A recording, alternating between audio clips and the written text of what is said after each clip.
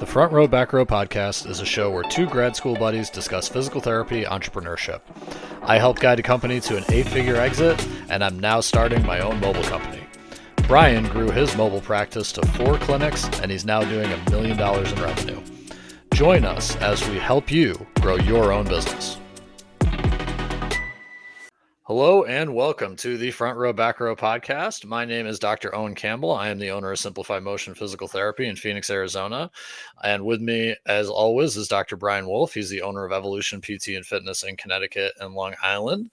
And we have a guest today. He's Dalton Leno. You might know him from the PT CoffeeCast or the Movement Physios and Wellness, I believe. I got that right? Wellness, performance, it's all the same. Yeah, he's got 2 clinics up in Hamilton, Ontario, or the Hamilton, Ontario metro area. I didn't ask you before, but please tell me you're a Buffalo Bills fan. So I'm not a Buffalo Bills fan. Brian wins again. I grew up in just outside of Detroit, so I'm a Lions fan. So I've suffered like Bills fans for a while, and then last year was great, but also sad. It's a whole thing. I haven't talked about that game yet still. So Brian's a Jets fan, so we're always happier. Don't worry, man. Don't worry. Exactly. We're in the same pain boat, but your recent success has made me jealous more than anything. Yeah. So today, the really cool thing about having Dalton on is obviously he's a fellow podcaster, and you guys should all check that out at the PT CoffeeCast. But also he has a business that he's developed in a pretty unique way, especially one that I wouldn't really consider as a way of doing it, but a very cool story in how he did it. So we're going to get into a little bit of that with him for our listeners who really want to kind of dive into, hey, maybe I'm starting a business, or I want to, develop my business in a new and unique way. So I think he'll be really interesting to have that and get some of your discussion on what you've been doing with the movement. And then, as always, this podcast, I suck at these, is brought to you by PhysioGrowth. PhysioGrowth is your pathway to a thriving PT practice. We mentor physical therapists to boost income and build successful businesses. Start your growth journey at our website in the description. Don't make me read it. Nice. So, we're eventually going to actually record these and clip them in, but I think I'd rather fail. So anyway, Dalton, so tell me about the movement, man. How'd you start this? Yeah, for sure. A note on the reads, don't worry, that'll get better. I've been doing a lot of podcasts now. We've done over 100 something episodes on the PT CoffeeCast, and I'm the guy that always intros it, does all that stuff. And when we first started, it was a nightmare. And now it's honestly, after you do it so much, it's it's in your dreams. I can rehearse all of it. It's so it'll get better, man. No worries on that. But yeah, the movement. So myself and one of my business partners now, Will, we started the movement, call it brand, when we were in physio school. So that would have been probably 2017. We launched an Instagram page called the Movement, and it was kind of out of a little bit of frustration with what we were not learning in physio school. At the time, we were not really getting a lot of exercise education around how we can implement strength conditioning into practice, and so we were kind of seeing some of this stuff on Instagram from people back in the day, strength coach therapy. The movement, my show was posting a lot of content on Instagram as a physio. That's someone that I saw early on, the prehab guys, we were talking about before. There was all these people that were Zach Kabur. They were all kind of posting a lot of this content that were hey, we're not learning any of this stuff in school. So we were let's jump into it. We found it would be a decent use of our time outside of studying. So we did that for a while. And, when we launched it, we committed to posting one time every day for a year. And we did that. And it was basically exercise content, education around kind of what we were learning, some of the things that we thought would be good for us as students to learn more about around communication, exercise, all that kind of stuff. And so that grew over the course of the year. We made a ton of awesome connections with people that ended up being good friends and mentors of ours that helped us as clinicians. And so that grew and grew. And when we were leaving physio school, Will and I both were from different areas. So he went back home to Burlington, which is kind of around where we have a clinic now. And then I stayed in London, Ontario, which is where we were doing physio school. We kind of did our own thing for a while. We didn't really know what we were going to do with the movement. Like, we thought we were going to actually just keep it a digital brand and try to leverage it that way. We started working and had some good mentors and good experiences, but we just felt like we wanted more, and we wanted to practice in a certain way that we weren't really seen as an opportunity to go work for a place in and around our area. So we decided, like, hey, let's actually just go for it and start a actual business. And then we ended up getting another business partner. His name is Don. So all three of us came together and launched the movement in August of 2020, which was a great time to launch a business. And then it kind of went from there. So that's a little bit of the backstory of the movement.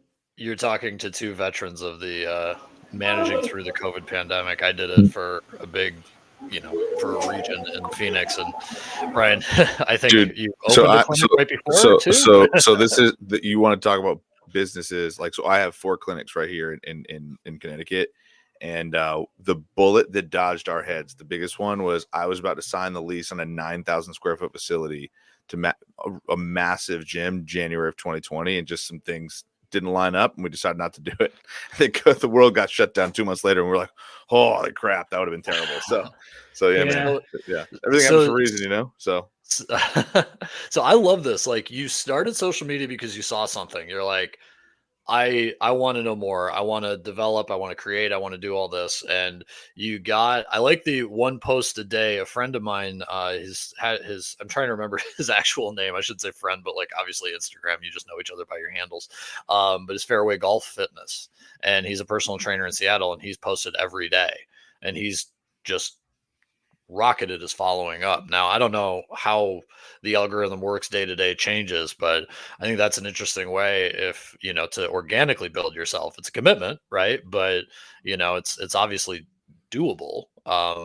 And then you develop that organic following, and then you almost did it like the other way. You didn't start a clinic and then develop the organic following because of all the people you interacted with, and and patients telling friends and all that. You kind of did it the other way, the fast track way of the organic social. So I think it's a cool way of getting into it, man. Yeah, and like, it's interesting, right? Like, we learned a lot about. I think I'm glad we did it that way, because like, we spent about, almost 2-ish years developing like how we wanted to establish like our brand. Like, what was our vision? What was our mission? What was our voice? How do we want to interact? Like, how did we want to show up as clinicians? And like, we were kind of learning that in real time through like posting content and making relationships with mentors, and like learning and then implementing that knowledge in our current like jobs. And it really allowed us to establish like what the movement was and how we wanted to present it. And then when we went to start the business, like, we obviously spent a lot of time refining those things, but the base of like what the movement was, what we stood for, what we wanted to do was all already created. And we had been doing that for, 2-3 years. So like, when we launched the actual business, it was very easy to like translate that into like the brick and mortar. The interesting part is like, the social media presence doesn't translate like as great as people like to think when you're actually trying to then go from like a brand on social to like a brick and mortar business. I think going from like a brand on social to like a digital business, there's a lot of transferable things there, but it's not as like great as like we thought it was going to be when we made that transition. This is something that, well, it's interesting because it's something that we've talked about on this podcast, and we've talked about it kind of in our mentorship groups. And so I've told people there's 4 ways really to like get more clients, right? And this is in the digital age, but also in the brick and mortar. And I'm wondering if like you kind of ran into this, but I tell people there's content, right? You can create content and do that kind of stuff. You can pay for advertising, you can create referral partners, or you can cold call people, right? Like, those are the 4 major ways you can kind of basically get leads and get people in the door. I would imagine, but I'm curious to hear, I would imagine the biggest problem is when you're creating a local brand, like a brick and mortar, you're looking for people within a specific radius. So distance is always like an obstacle for like an objection that people would have to overcome. Whereas content and social media, you probably have followers, 30,000 followers, but they're all over the planet, right? So like imagine that's where you should probably, when someone thinks, oh, I have 30,000 followers, to your point, that's awesome. And you can leverage on the digital side when that objection is not, hey, I'm in your door, right? Or I can go right in your house. So versus obviously the market changes when you got to have people come to you. So I'm assuming that was probably the problem, correct? That was like one big thing for sure. It's like, that was one thing too. Like we had positioned ourselves like speaking to clinicians and students a lot of times. Like we were posting like exercise stuff, but like our position was always coming from, a lot of our following was like other clinicians and stuff. And then we transitioned to opening a movement. It's like, hey, I love all the clinicians, but like you're not coming through the door. So you could see a shift in our content. Like that was a change we had to make. Like, okay, how are we going to go from speaking to like whatever the movement was speaking to before, which was more clinicians, students, new grads, that kind of stuff, to like, okay, now we have to speak to our potential clients. Like, how do we tell stories that resonate with them? How do we attract them? So it had to shift a little bit. And I would imagine that also is a big reason why we didn't necessarily haven't seen crazy growth on our Instagram account since then. Like early on in the journey, it was like, okay, we can kind of placate to the algorithm. We can kind of create these things that we know are going to get a lot of attraction. Like, whereas like when we transitioned away from that, we were more focused on like, okay, how do we speak directly to the client? And honestly, like, I don't really care if I get like 10,000 more followers. It's like, I need, 50, 60 people that want to actually come into my business, this month. And I think that's super important, by the way, because we preach that a lot of like, it's about getting very motivated small group that can get you moving, right? That it will be your patients in your local neighborhood that'll tell their friends who are also going to be your patients in your local neighborhood. The social is a great kind of portfolio, is what I usually use it as, is like if somebody says, oh, I have this great PT I used, well, already that person's very motivated to come in. And then if you look at the social media, then it's like, oh, he's a legitimate business with like ideas and stuff, right? But that's because I came at social media the opposite way that you did. I came at it with already having a business and saying, I need more patients, right? So I don't want to say follower count's deceiving, because obviously you got a lot of people that really look at your stuff. You have a huge following, but for any new clinician out there who's like, oh crap, I don't even have an Instagram handle, right? There's different ways that you can leverage social media depending on what you need or what you want. And I've said this, right, to kind of piggyback off what Owen said. There were plenty of people that grew booming businesses before social media existed, right? So like when you think about that, I'm curious more about, for you, Dalton, what's been your biggest thing now is shifting to doing more of a brick and mortar. What's been like the big thing that's really driven new people in the door? Yeah, it's a good question. I would say a lot of it has been just like local marketing like a lot of in-person, like we do a lot of in-person events, seminars where we're actually bringing people into our space, like collaborating with, people that we want to work with. So, CrossFit gyms, running groups, like we would kind of go to the people that we wanted to work with. So I would say that is probably the biggest thing that drives a lot of people to be more aware of who we are in the community. And then like obviously referrals are our number one thing. So like what we've noticed is like when we get people to come in our doors and they come here, they have an amazing experience. And that's something we put a lot of emphasis on. And like we provide a ton of value, and then they refer a bunch of people to us. So like that's a big driver of a lot of our leads now, especially as we're slowly getting more into like we're like 4 years into the business. So that's like compounding now. I will say though, like, we still use social organically to more highlight who we are, show people what we do, give them a peek inside like what we're about. So it's very clear that like when they come on our page, like you're probably not coming here to get ultrasound. Like you're very much going to find like you're coming here to work, to exercise, to be educated, to learn, to push yourself, that kind of stuff. Like, so we really use social as a way to show people that. And then we still get some organic, like obviously leads through social, but it's not as much as we thought it was going to be when we had first started the business. And then we do a bit of paid ad stuff, but to be honest, not a whole ton. Gone through that a little bit, played with it myself. Like I'm not great at it in terms of like executing on it. So we've gone back and forth with working with some people on helping us with that aspect of things. But that is like a smaller part of it.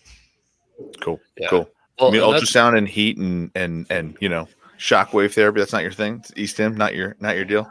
Yeah. You're not gonna find that here. We just said, hey, we're not even gonna have any of that stuff in our clinic, so that like there's no way that could even happen. It's just Exactly. like, hey, we don't even have that. Like, you know It's how so many funny.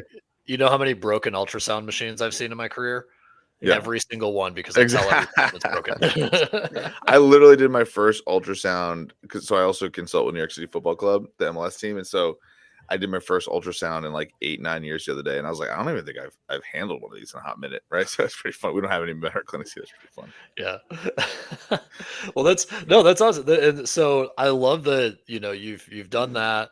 I love that the thing that I'm getting, because of course, I just started my mobile practice out of the back of my car, no cash on me, like no investment, nothing. It's just like we'll go from one job to the other, praying the first few months work out, right?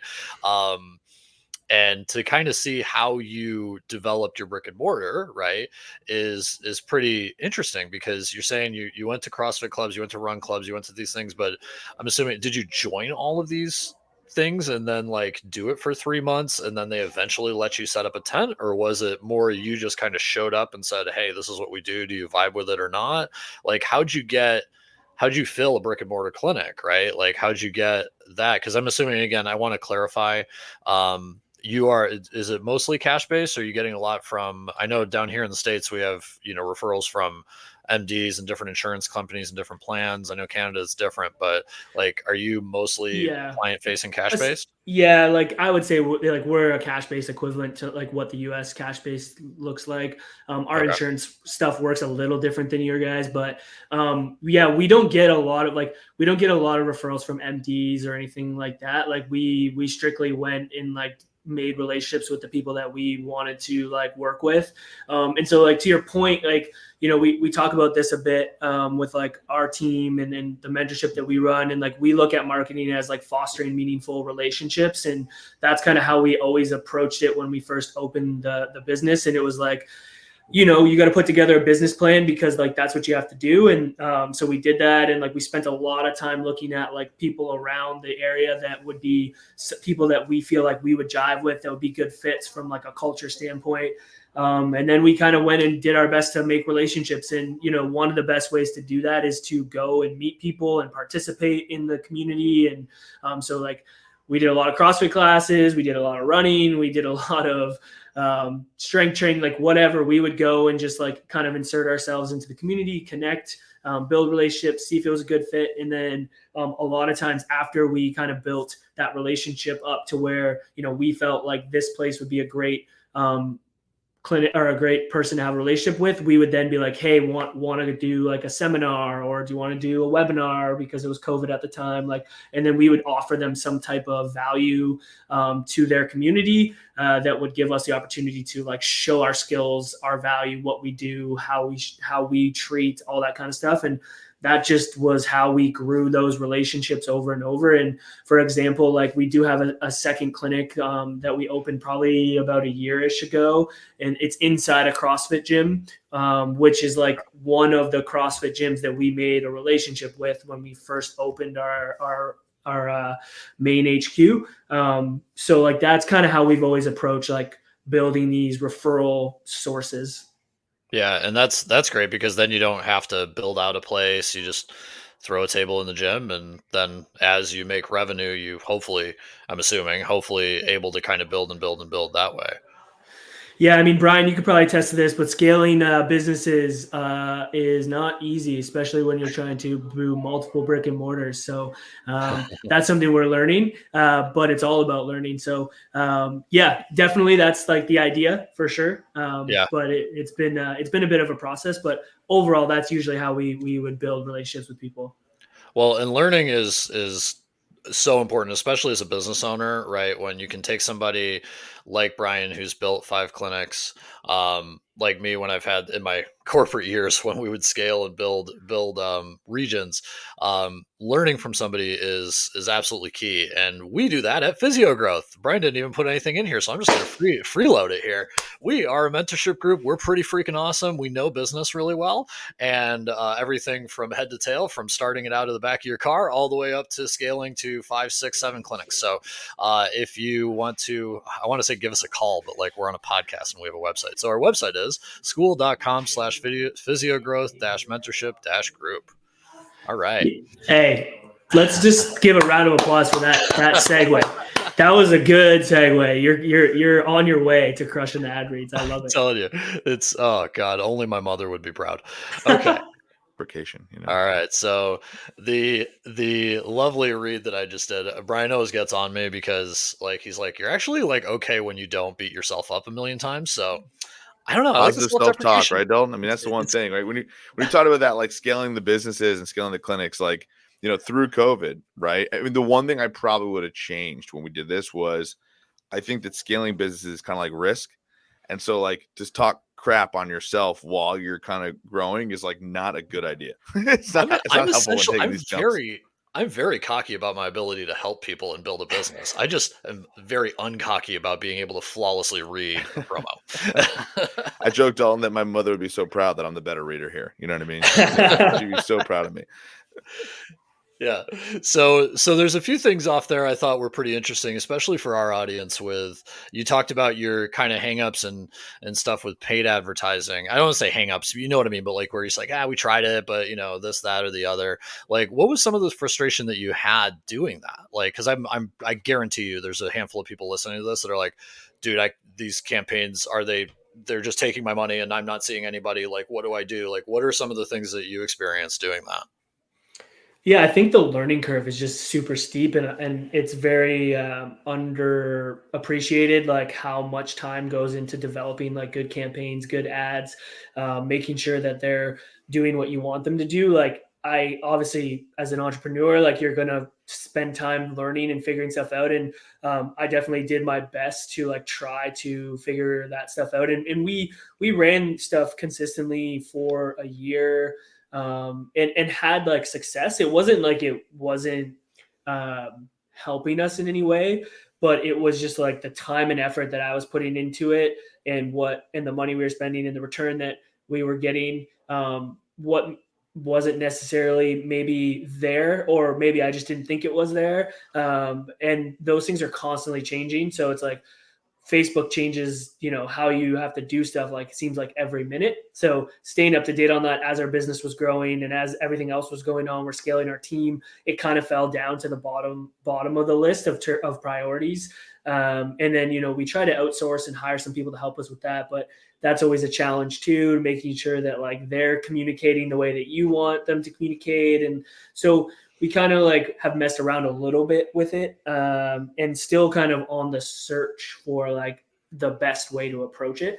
But I think like to summarize, like it can be super overwhelming. It can seem like you're losing a lot of money, and it's constantly changing. So it's a lot of effort. Yeah, I think what's funny. I know, Brian, you're on the opposite side of that, where you couldn't be more excited about paid ads. I mean, yeah, it's funny because you talking about it, man. It's kind of so. It was funny was when you guys like we had one location that we started out of across the gym too, like kind of the same thing, and we're cash based. Like now we're more of hybrid, so we actually do fitness services in our facilities for people, but also like do insurance based PT, cash based PT, and then we also do like consulting. So like I said, we'll consult with professional organizations. We'll do athletic training services, stuff like that. And so when we first started out with like, I mean, again, like creating referral partners is such a natural boots on the ground, like organic way to grow stuff. And you can so well target your people, but your reach is limited to who shows up to your events, right? Paid advertising, what got me super excited about the idea of paid advertising was the idea that those things are working right now as you and I are all talking. So like that was the idea of like, that's the code I need to figure out how to crack. And I think that one of the things that is interesting is there's a lot of crap out there. There's a lot of agencies that will just be like it's not that hard for me to, like, to your point, like have a creative, throw it up as an advertisement and like tell you, hey man, it's working, right? Like you should be getting leads in the door. And I think there's a couple different ways to look at it. Is what's cool about paid advertising is you can focus it so specifically, particularly for local, brick and mortar people. You can circle zip codes. You can go for after avatars. You can go through like a radius of where you are, right? It's like really good in that particular way that you can target kind of your perfect clients. So that's one of the things we teach, like in physio growth, and some of the things that's been massive for me in my growth, because I think for us, it just we run campaigns that are like promotional stuff that's like not even like promotional stuff in terms of like giveaways, but mostly stuff that's like, hey, target this avatar. Hey, here's an ACL program we're running. Here's an arm care program we're running. Here's this, right? And then obviously we do a lot of stuff through fitness. So like we do stuff through adult fitness. We've done through speed camps. We've done all sorts of different like tinker. I think the key is, to your point, what I like about this is kind of idea of like you can put your foot on the gas and the brake with it. And so it can be, and without you doing it. So that was one of the things that I think is awesome about it, particularly for some guys like you who clearly have an ability to put out good social media content, because the proof is like you can grow social media. So like you have like, I look at our content that we put up for social media for all of our businesses as kind of like the social proof of what we're doing. Like, here's what we do with athletes. Here's what we do with adults. Like, here's how we do that. And so we put that up there. But the paid advertising and the funnels that we create, and then the systems that we use to like, call those people, particularly for cash-based guys like you, I think are monsters. So that's kind of the thought process, because it can be something you guys are doing. It's now I'm not waiting for the phone to ring. I'm calling those people to engage them to get them in. Like it's huge that way. And I think it's interesting too, just to add to that, what I heard you talk about, Dalton, is kind of figuring out how do they feel it's not my vibe, or how do I know I'm getting my return? And this is one of the biggest things we see. We just did a podcast on SEO and outsourcing your SEO, and I immediately outsourced my SEO right when I started, because I knew I sucked at it, right? I think I did like 1 month of making a website. It was garbage. And then I was like, who can help me, right? I got really lucky that the guy who did help me is reasonable and he's very good at taking direction, right? But I think that's a big challenge a lot of entrepreneurs face is you have to commit money, right? You have to commit time to doing that, to take it off your plate so you can do the stuff you want to do. So, yeah, I think that's an interesting point just for anyone listening to this, that even people with multiple clinics still have these, you got to manage another person to do their job, right? And are you getting a good return on their investment? And that can be anybody from a new employee all the way to a contractor that you're using for a service. Yeah, I think the other thing you talked about, Dalton, which is interesting, which makes sense, right? Is like, I think you stare at this like ads manager and see the money depleting, right? Like it's the money that's being used. So it's definitely anxiety driving, right? Like it's like, oh shit, like here it's slowly going out. So I feel like that it like, and you said something so perfectly that I would totally agree with is I think the thing about creating a really good campaign is you can create a sick campaign and one little detail could derail the entire thing. That's the thing that I've realized is it's there's a lot, to use the baseball analogy, there's a lot of ways that like to swing for the fences and strike out. That's the challenge with it, is like being prepared. I've heard from one of the mentors that I've worked with in the past is you got to be prepared to do 10 campaigns that 9 of them are going to net you 0, but the one is a monster. And I think that's like like the way that I look at it at times. And so that can be very scary when you're riding a cold streak for a while. Yeah, and then trying to figure out the nuances of improving those things and fixing those things is where it was like, when you're crunched for time and like there's a lot going on, that's kind of where it was like, I don't know if I can continue to do this kind of thing. But yeah, I get it. I totally agree with all of that you said. And it's something like, it's not that we don't do it still. It's just like, when I'm looking at the things where we can optimize, that's definitely an area of opportunity for us. But you guys know how it goes. It's like, sometimes you got to focus on one thing. Sometimes you got to focus on the other thing. So it's like, it's on that ever growing list of like things that we want to try and move the needle with. Well, speaking of that list, tell me about your mentorship, the clinical critical thinking mentorship. I know, as you described it, it's something that helps clinicians kind of learn stuff that they weren't learning before, or maybe didn't learn at school. So like, are you guys still doing that? Like what's that? Where are you at with that? Yeah, so we launched a mentorship probably closer to a year ago. And it was kind of like the continuation of like our podcast. Like when we got out of school, the podcast was something we would interview a lot of clinicians to kind of bridge the gap between what we were learning in school and what was going on in practice. That was like the initial, premise of the podcast. Then when we became clinicians, we transitioned away from that and more just like sharing our experience as new grad clinicians and what we were going through, what we were learning and how we were growing. And now as we're kind of transitioning into like starting our own business and kind of gaining more experience in practice, we're kind of taking that and imparting what we've learned as like newer grads who started a business, who are kind of trying to pursue, maybe changing the way that people view healthcare. We're trying to like then impart that wisdom on like new grads and people who are coming out, and kind of teaching them a lot of the things that we found to be successful from like approaching practice. And so that's when we launched the mentorship. And, we went in a different direction. Like there's a ton of great mentorships out there, around like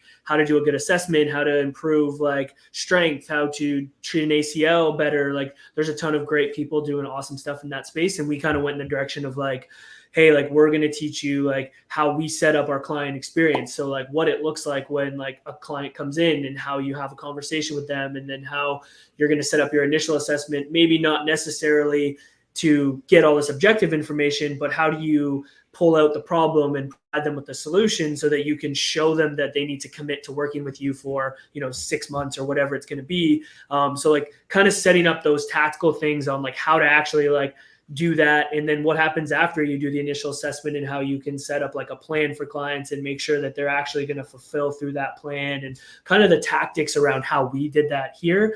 We were sharing with students, because like we realized like, yeah, we can know all this stuff, but like if we can't sell someone on why they need to work with us, and then fulfill on that, and then continue to show them how we have value to offer them, like it doesn't matter how many assessment skills I have. It's like this person's not going to continue to work with you. So we kind of tie a lot of that stuff in. We tie in like how we view sales and how we think that's a super important thing to learn as a clinician. We talk about our views on marketing and how you can grow a caseload that like fills your cup and fires you up. We talk a little bit about like how we set up our like plans with people, kind of like our 3-step framework for getting people to like work with us. So a lot more tactical from that standpoint, not necessarily like assessment based, exercise based, which is kind of funny because like when we originally started, that's a lot of what we posted about. So it's great though, because I think what you're focusing on is the fulfillment side, right? Which I think so many people like from a physical therapy perspective. Like I remember when I was working with my first patients in the cash-based practice world, and like now with insurance, like I still do it, is so many people are like, oh, let's think about the goniometry, range of motion. Let's think about the strength test. Let's think about like the subjective stuff we got to talk about. But a lot of it is also communicating properly with the patient and the fulfillment side of that. So I love that you guys are focusing on that. Oh, we actually have never done anything on that for podcast wise. So I think that's actually like a great plug for you guys. I think is an aspect of, there's a point of getting the leads, getting the sale made, but then you also got to make sure that you like show the client the value, because the last thing you want, particularly if you're a solopreneur starting out brand new, is buyer's remorse and people ask for money back, right? So like that Yeah. stuff happens. That stuff happens if you're not doing what Dalton's talking about. That's huge. Yeah, and I just think that like as a profession, we have a lot of opportunity to like enhance that process. Like I don't think we do a good job of it, to be honest, which is like a reason why like we feel like we need to teach those skills, because like we can do little things that don't require any new clinical skills to add to your toolbox that will enhance not only like the client experience, but outcomes. Because like if people are going to commit to working with you and you're doing these little things to keep them coming back and fulfilling on the plan and going through the whole process, like we all know that when people stay with you for the set amount of time, they're going to get better, or they're at least going to get to their goals. So a big problem is fall off and not having those people go through the full plan. It's like we need to develop those skills. And there's a lot of little things that like every clinician could do right now that has nothing to do with like learning a new exercise modification or how you're going to improve, someone's range of motion. That's probably going to benefit your clients a lot more. So true, man. And I think it's funny because when you say that, like, I actually still teach a little bit now, and like they brought me in for like a clinical administration course, actually where we go at Ithaca, right? Where we graduated. And one of the things that I explained when like going through this process, I'm like, but what are you guys doing to communicate these goals to your patients? Like the number one question I feel like anybody can ask on initial evaluation is, tell me about your goals. What's your goals with this? Right? It's like, because in that way, that's the only reason they're there in the first place, right? They have a problem. They're looking for you to solve it. Right. So they could give a shit about like, do they have 120 degrees or 135 degrees of knee flexion? They're like, my knee pain's better when I run, right? Like that's the idea behind it. Like, what's my patellar mobility? Like, what's my strength? What's my, it's like, I think that, to your point, it's the ability to communicate that and like that I think is so key. So I love that, man. I think it's a really, really good point. It's awesome. Yeah, and like we developed it. Like I mean, we all have to have a baseline set of skills. So it's like it can't dismiss the fact that you need to know all of those things. Like, and you need to continue to educate yourself. And you guys know this. Like, you don't get a lot of education around strength and conditioning principles in physio school and how to apply that to clients. Like, you got to go and learn that stuff. Like, we learn that stuff and we apply that in our practice. And I think it's important. But like, clients don't necessarily care that much about that. And like, you need to take those skill sets and utilize them in treating people. But how do you then communicate to people that like you can solve their problems and you can take them through a full plan of care? And how do you set that up is like the main thing that you need to do in order to have someone go through it. So it's important to have those skills and you still need to pursue them. But I think the other thing that we talk about in our mentorship, like that aspect of stuff doesn't get talked about enough or taught enough to actually, and I think that stuff leverages physio growth more than like, again, like learning another skill set to add to your quote unquote toolbox of assessing or treating. For sure. Nice. Well, I love how you just plugged the name of our podcast, our consulting company with the physio growth in there. Oh, and if you want to take your PT practice to the next level, at Physio Growth, we guide physical therapists to financial success and practice growth. Visit school.com/physiogrowth-mentorship-group and grow your future today. Oh, look at that. Confidence with a finish. And this is the episode that you guys you take your plugs to the next level. Like Owen, from this point on, you're just gonna nail them. I'm gonna have like full makeup. So like the YouTube channel, they're gonna be loving it. Everything's gonna be perfect. Full transparency. School is sick, and I love the way we've set up this group. We got to come up with a website just to say that so we can get you to the school group. That is really because that is a brutal part of the read. And then Dalton, how can listeners of this podcast find you? A good way to get to you and your clinic, but also your mentorship program. Yeah, so like the movementphysioandperformance.com is like our website where you guys can check out like our clinic stuff. At the Movement PTs is our Instagram page for the clinic, and then for like mentorship podcast stuff. PT CoffeeCast is our podcast. You can check us out on all podcast platforms. We also have a website for our mentorship called themovementmentorship.com. So you guys can check that out, see a little bit more about what our mentorship is about. You can apply to be in the next cohort. We have some free content there as well that you guys can get around like some of the sales things we've talked about, some of like the plan stuff that we've talked about. So ton of free content available for that. But that's probably the best place to find us. Nice, man. Well, cool. I appreciate you coming on and being the only person on Pacific time. I will get a socially acceptable coffee in the morning. You guys can have your second or third one. And I'll listen to throw an episode of the PT CoffeeCast on as I go to my next patient. Let's go. All right, guys. All right. Awesome. Well, it was great having you, Dalton. And as always, everybody, have a great Thursday. Thanks, man.